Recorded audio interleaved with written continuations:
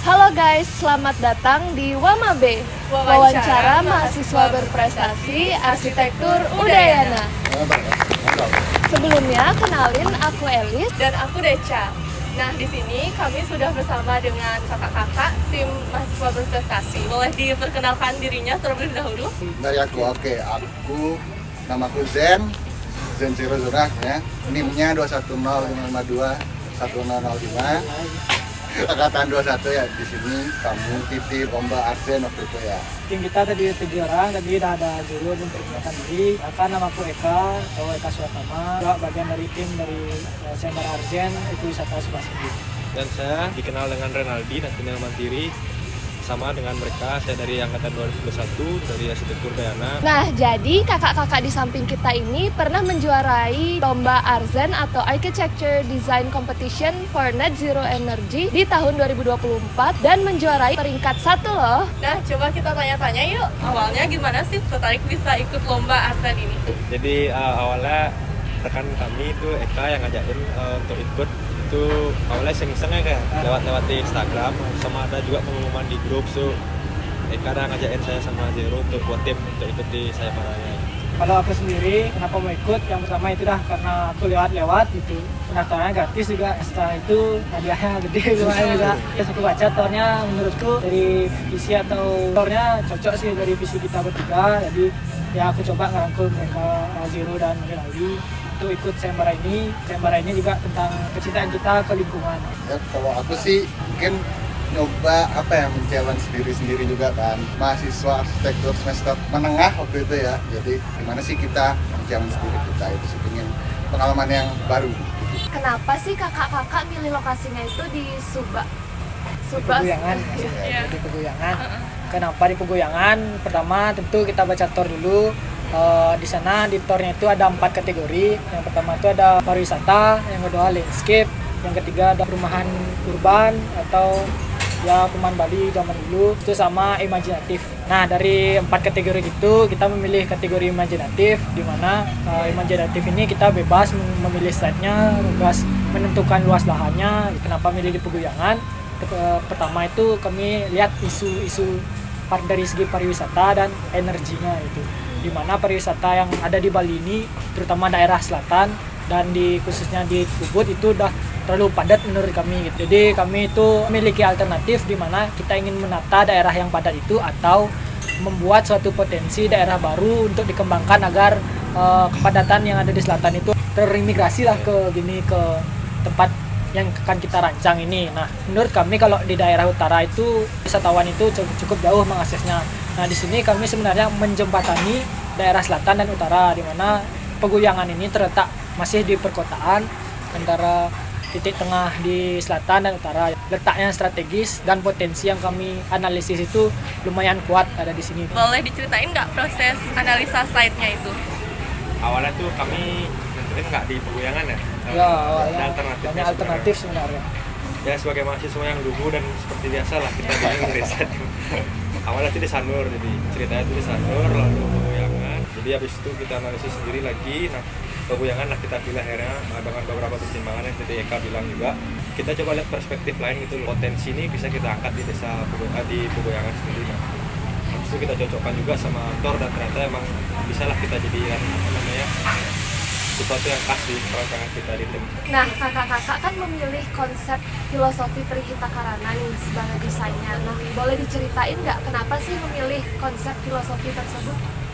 Nah, menurut kami kan lokasi setnya di Bali cocok dengan pariwisata Bali, di mana arti Trihita Karana kan hubungan manusia dengan manusia, hubungan manusia dengan alam, dan hubungan manusia dengan Tuhannya. Gitu.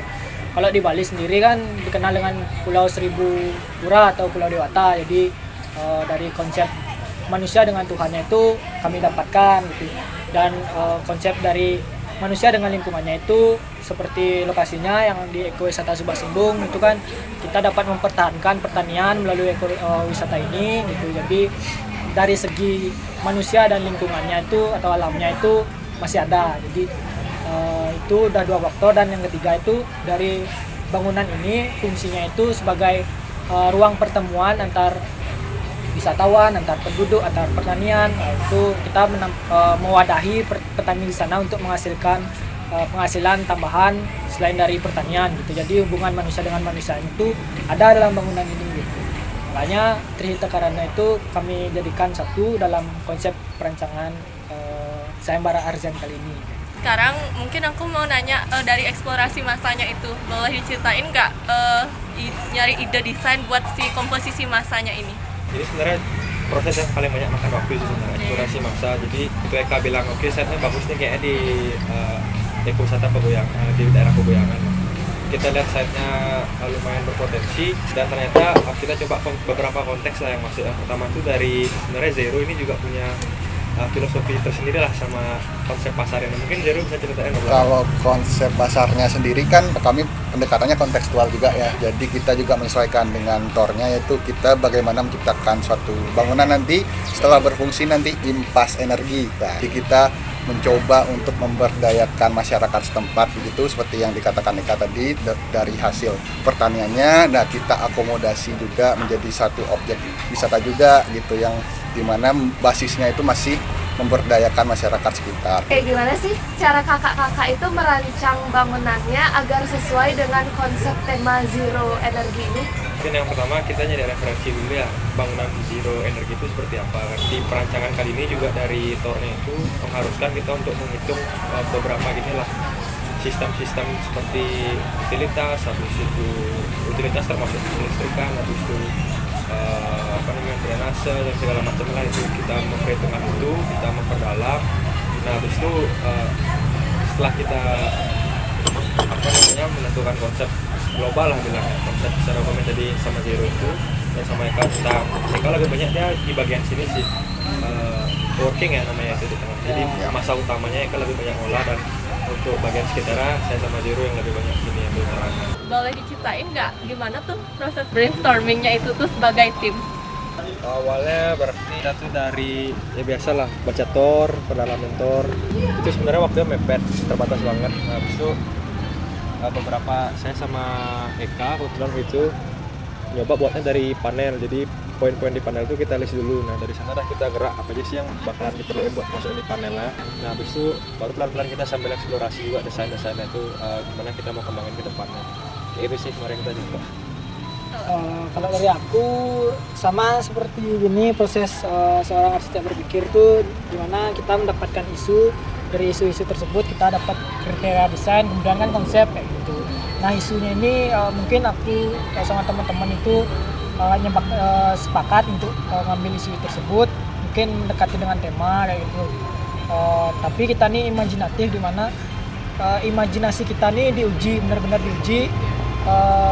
Benar-benar gimana ya, kalau semisal landscape kan udah pasti di area tamannya gitu, area terbuka. Kalau misalnya pariwisata udah pasti di akomodasinya kayak hotelan, villa. Kalau perumahan atau urban itu kan udah rumah. Nah, kita nih imajinatif gitu, kita ditantang untuk beradu imajinasi di sini. Dan lawan kita tuh nggak cuma mahasiswa, ada umumnya yang masuk 5 besar tuh ada umumnya, dan juara 2 dan 3 itu pun itu umum, bukan mahasiswa. Jadi emang benar-benar diuji proses kita berpikir nih gimana, emang harus sesuai dengan tema yang apa yang diambil, net zero energy building. Terus untuk penempatan dari solar panel, penempatan dari sumber-sumber energi itu benar-benar difokuskan di sayembara kali ini gitu. Dimana energi ini seperti ada pertanyaan salah satu guru itu, pertanyaannya jika dipindahkan sumber energinya solar panel kan itu, jika dipindahkan itu apakah mengubah desain atau tidak kan itu. Nah, di sana ada proses kita berpikir nih diuji gitu. Tapi sebelum pertanyaan itu kami sudah membuat desain kan solar panel soalnya di ruang terbuka gitu. Jadi mau diubah mau tidak tuh emang nggak bisa dipungkiri lagi, emang nggak ada hubungannya sama desain kita gitu. Tapi tetap poin inti atau fokus kita emang di net zero energy ini. Kalau aku sih lebih, kan Eka udah bicara tentang prosesnya tadi. Kalau aku mungkin pada awalnya nih, kenapa kita pilih imajinatif waktu itu ya, karena kita juga masih muda, mungkin idealisnya masih ke bawah kan. Nah, itu mungkin jadi apa ya, kayak plus minus juga. Kita kan bebas mau kreasi. Tapi kan ada 3 kepala nih. Iya. Ada 3 kepala. Eka punya ide A, Renaldi B. Gitu. Di situlah kayak masih ada kayak ya kita adu argumen kok di situ kayak ini bagusnya gini, punya pendapatnya masing-masing. Tapi gimana di akhir kita tuh menemukan sebuah ide yang akhirnya ini kayak masuk nih gitu. Masuk ke tornya juga, itu kan tor yang mengikat juga ya, dalam tanda kutip ya. Jadi itu sih proses lebih ke diskusinya itu untuk menemukan suatu solusi desain, itu yang paling asik sih menurut aku. Gimana cara kalian membagi tugas di antara tim? Ya, kalau aku kan jadi pengalaman di organisasi juga, jadi aku ngelihat potensi dari pribadi masing-masing kan. Misalnya di Zero itu potensinya di rendering, 3D animasi, 3D artis lah modelannya lah itu. Untuk Renaldi itu spesialisnya di bidang jurnal-jurnal, konsep kayak gitu, mencari regulasi. Kalau aku khususnya tuh mungkin di bentuk master plan-nya kayak gitu, bentuk building-nya gitu. Dari potensi kita masing-masing itu kita jadiin satu juga. Mungkin pendapat ini kurang lebihnya apa, Renaldi pendapatnya apa kurangnya apa lebihnya. Nah, kelebihnya itu kita jadiin satu kayak gitu. Itu proses kita gini sih, kolaborasi jadi. Pasti adalah kendalanya ya, boleh diceritain.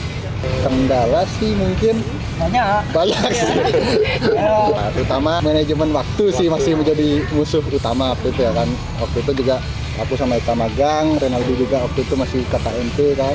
Jadi untuk menemukan waktu tuh ngumpul kita brainstorming tuh dikit. Sedangkan apa yang ingin dibahas banyak kan. sama gini sih, Kapinala Landscape udah nyediain kantor. Itu sebenarnya kendala itu tempat kita buat juga, tempat kita buat. Kendala kita gimana kan biasalah namanya mahasiswa arsitek ngebut semalam gitu. Nah, tempat untuk ngebut semalam ini udah kita bingung di mana gitu. Itu nggak ada gini lah si partneran kantor gitu. Jadi kita minjem kantor. Bisa tahu kendala arsitek. Terakhir, apa sih yang membedakan proyek yang ini dengan lomba-lomba karya arsitektur kakak-kakak yang lain? Banyak ikut lomba juga sedikit sih sebenarnya, mungkin kalau saya baru 3 ya, yang ini kebetulan tembus juara. Nah yang lagi 2 sih menurut saya perbedaan sama yang ini, pertama unik, jarang ada orang bahas tentang net zero yang benar-benar spesifik ke dalam desain itu. Kadang itu sesuatu yang setelah desain itu jadi mungkin barulah disesuaikan net zero. Nah ini kita benar-benar ngerancang dari nol, langsung dipraktekkan net zero itu seperti apa gitu. Jadi itu sih yang membedakan menurut Kalau dari aku benar tuh dari temanya net zero energy building, di mana kita rasakan sendiri efek dari misalnya salah satu freon AC kan itu, freon AC itu kan salah satu poin kita di net zero energy building ini, di mana kita memanfaatkan penghawaan alami untuk mengurangi penggunaan listrik berlebih gitu loh. Jadi AC itu kan perlu AC banyak, listrik banyak gitu. Terus untuk pencahayaan juga kan pembangkit listrik itu pakai sumber batu bara dan menghasilkan polusi itu loh. Jadi menurutku emang ini isu paling cocok untuk kita ikutin yang lagi naik-naiknya yaitu loh, yang berdampak benar untuk kita, untuk Indonesia, terutama Bali yaitu tentang lingkungannya. Paling penting tuh masalah di pertanian Bali gitu sama pariwisata ya. Makanya kenapa aku berani ngajak Zero sama Renaldi itu karena itu dah isu dari sayembara ini sangat berbeda dari sayembara lain gitu. Kalau sayembara lain itu fokusnya ke fungsi atau nggak estetika, di sini fokusnya juga ke teknikannya yaitu dari sumber energinya yaitu yang orang lain nggak pikirin, maksudnya bukan arsitek pikirin dulu penggunaan energi itu kan perlu. Jadi kayaknya ini tantangan buat kita nih gitu. Kan suka yang lebih menantang gitu. Itu sih dari aku kalau dari sini. Aku sih lebih ke ini sih, kita kan mungkin sayam yang aku ikutin juga beberapa sayam itu betul kata Eka, kayak lebih ke fungsionalnya aja, terus juga dalam tanda kutip estetikanya juga segala macam. Tapi yang unik di sini tuh sampai kita harus muncul skema perhitungannya dalam 1 tahun kalau gitu ya. ya. 1 tahun gimana bangunan ini harus impas energi. Mungkin poin besarnya itu sih yang membedakan ya, kita harus memunculkan itu skema perhitungan bagaimana implementasinya nanti, semoga atau mungkin kedepannya nanti bangunan ini dibangun gitu misalkan bisa lah dipakai untuk acuan skemanya itu. Dari sesi yang tadi tanya jawab itu menarik banget ya, dari proses desain yang udah diceritain sama kakak-kakaknya ini. Iya nih, semoga bisa menjadi inspirasi buat teman-teman yang nonton kita. kalau gitu kita akhiri aja sesi Mama B kali ini. Terima kasih sudah nonton. Dadah. Bye. Nah, kurang. Bye.